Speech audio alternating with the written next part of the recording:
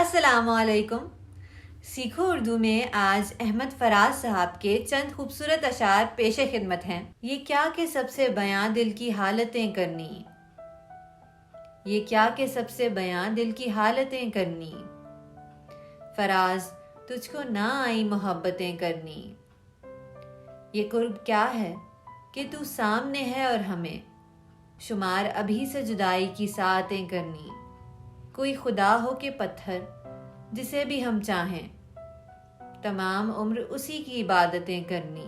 سب اپنے اپنے قرینے سے منتظر اس کے، کسی کو شکر کسی کو شکایتیں کرنی۔